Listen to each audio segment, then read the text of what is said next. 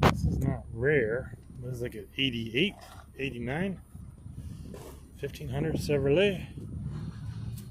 That's a 6-cylinder. Why was I gonna say that?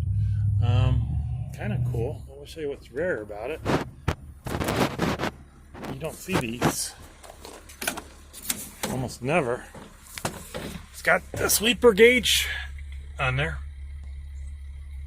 and it's got the AM/FM push button radio. Isn't this cool? Let's see what year this is. 88. Isn't that cool? I just thought I would get a kick out of it. She's got a nice steering column. These things actually go for some money. Nice and tight. Tilt is a tilt. Nope, tilt. It's got to be tilt to be worth any money. So I guess this is interesting, but thought you'd get a kick out of this one.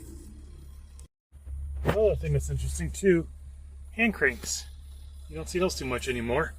Nothing go bad. 219,000 miles. And another rare option, the cargo light.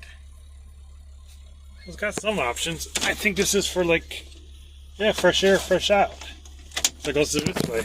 This is a weird, simple climate control. Nothing go bad. Huh, the time is right too. I thought you'd get a kick out of this.